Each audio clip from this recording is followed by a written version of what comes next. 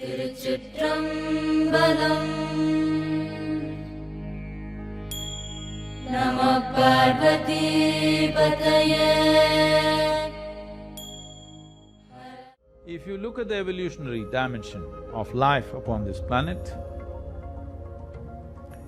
why a human being is dominating this world, though physically we are weaker than many other creatures on the planet, is simply because in some way we have become more competent than others.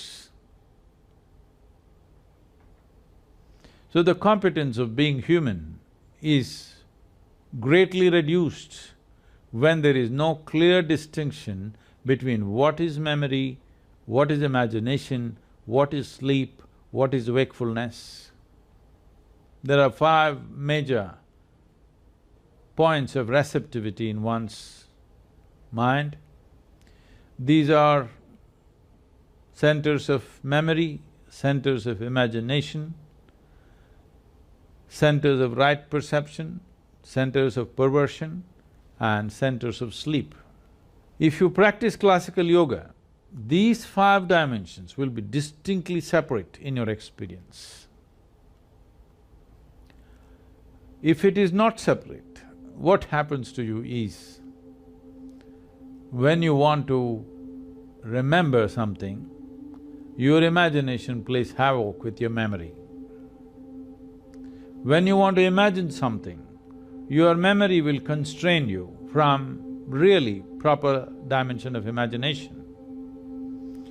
When you want to sleep, you will have dreams.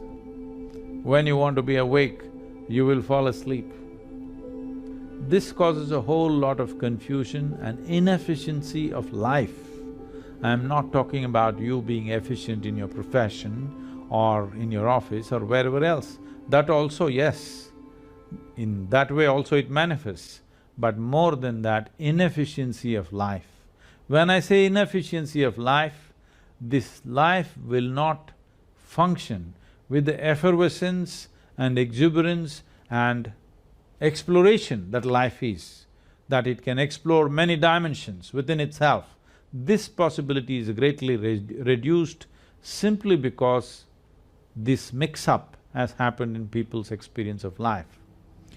Classical yoga is very, very focused on separating these things. If you separate these things, you can become what is called as an Avadhani.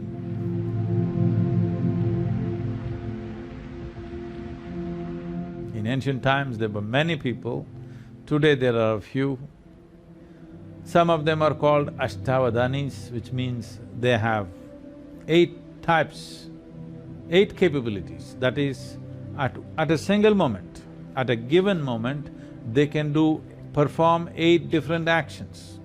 Like they can compose poetry,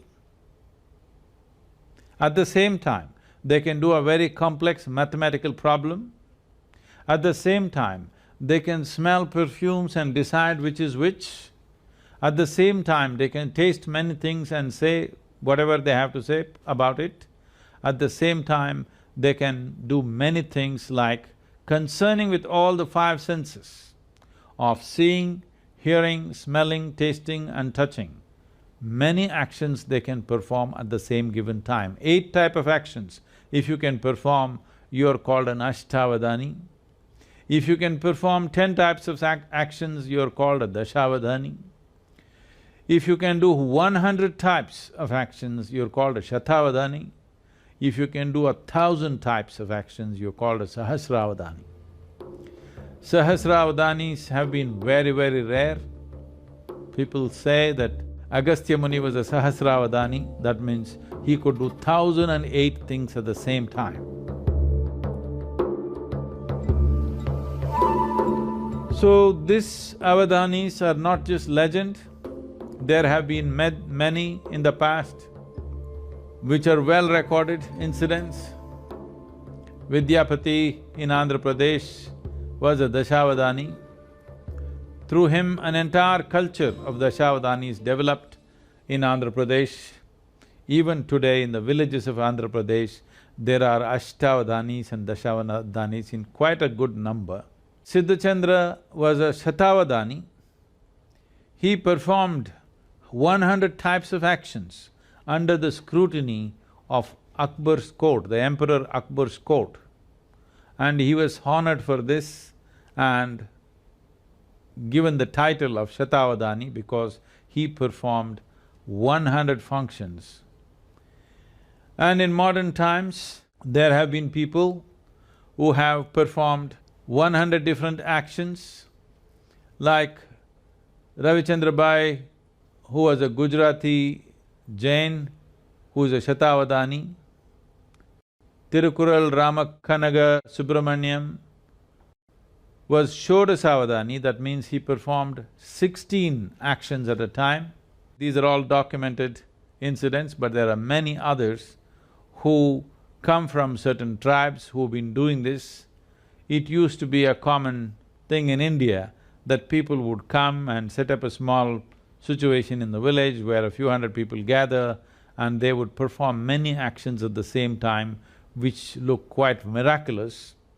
But this is just to demonstrate the capacity of human memory, because human memory is not limited to articulate memory that we're talking about.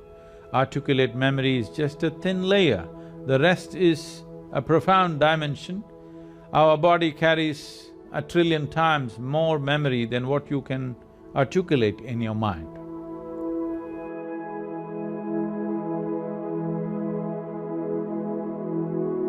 Today, there are many modern scientists, unfortunately, arguing that human brain is not capable of doing two things at the same time. You can do it best only if you do one thing at a time. I am a living example that they're all wrong. I have 12, 14 tracks running in my mind all the time. Do I look distracted, disturbed or stressed because of that? No. You can perform any number of things because of this. It is not even that you have to consciously pay attention to it. If you open up a certain track and leave it, it goes on by itself. This is the nature of human intelligence. You are not sitting here and conducting your renal functions or your liver functions or your spleen working or not. You're not doing this. Aren't all these many things happening at the same time? Isn't there an intelligence within us which is capable of doing all these things? It is just that most human beings are understanding human intelligence as just as intellect. Intellect is only the surface aspect, it is a veneer in the huge volume of intelligence that makes us who we are, because we are made from within. All the intelligence that is needed to create this body, to create this life is intrinsic to us. It is not something that happens from outside. It is intrinsic to us. It is just a question of access. If you want a living intelligence, if you want to exist as a living intelligence, one thing you should not do is, you never ever form an opinion about anything. That means you're always an active intelligence, you're looking at everything the way it is. An opinion means you have given up your ability to experience, you have become opinionated, or an impression of the past is overruling the reality of what is there right now. This is what an opinion is. But unfortunately, we have created societies where unless you have an opinion, you're considered dumb or stupid because you have no opinion.